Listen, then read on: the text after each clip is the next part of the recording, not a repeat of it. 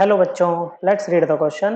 बच्चों क्वेश्चन में पूछ रहा है the effective number of atoms in PCC मतलब primitive cubic crystal, FCC face centred cubic and BCC body centred cubic unit cell respectively are. तो करते हैं बच्चों। तो पीसीसी की बात करें तो पीसीसी में जो आपके लेटेस्ट पॉइंट्स या एटम्स होते हैं वो कहाँ कहाँ पर प्रेजेंट होते हैं बच्चों?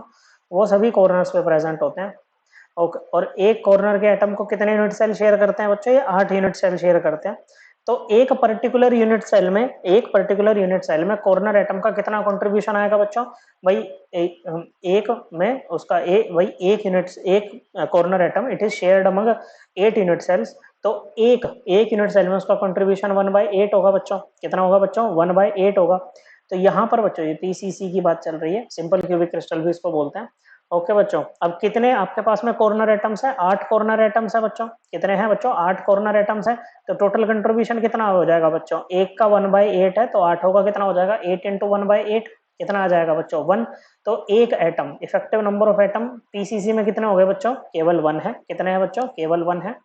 अब बात करते हैं एफसीसी की। फेस सेंटर्ड क्यूबिक में क्या होता है बच्चों? कॉर्नर्स पे तो आपके एटम्स आएंगे ही आएंगे। कॉर्नर के अलावा कहाँ पर जाएंगे बच्चों? सभी फेस के सेंटर पे जाएंगे, जैसे कि यहाँ पर आ गया। ओके बच्चों, एक इस फेस के सेंटर पे आ गया बच्चों, एक इस फेस के सेंटर पे, एक नीचे वाला, एक साइड वाला, एक आगे वाला, और यहाँ कॉर्नर पे भी लगा दो बच्चों। तो इसमें अगर हम कॉर्नर एटम के कंट्रीब्यूशन की बात करें तो वो कितना होगा बच्चों? जितना पीसीसी में था। Okay, 1 into 1/8। एक एटम 8 यूनिट सेल में शेयर्ड है तो एक यूनिट सेल में उसका कंट्रीब्यूशन 1/8 होगा। टोटल कितने हैं? 8 है। तो ये आ जाएगा कॉर्नर एटम का जो कंट्रीब्यूशन आएगा वो 1 एटम आएगा।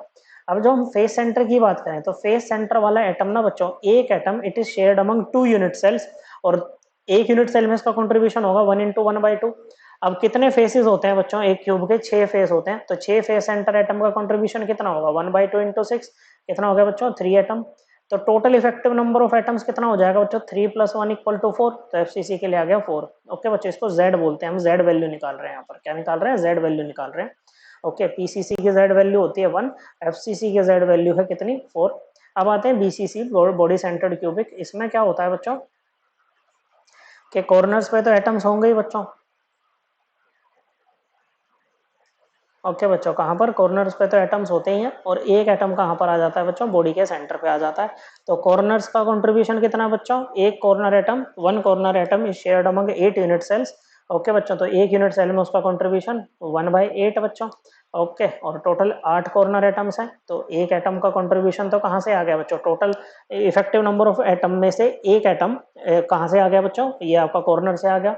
और बॉडी के सेंटर वाला तो किसी के साथ शेयर्ड नहीं है बच्चों, इसी के अंदर बैठा हुआ है, तो ये एक एटम ये हो गया बच्चों। तो टोटल कितने हो गए बच्चों? Effective number of atoms in BCC 1 + 1 = 2 atoms.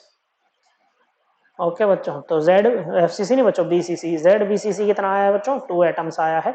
Okay बच्चों, तो क्या हो जाएगा? ये रेस्पेक्टिवली पूछा है ना, तो पीसीसी का 1, एफसीसी का 4 और बीसीसी का 2, 1 4 2 ये हमारा आंसर होगा।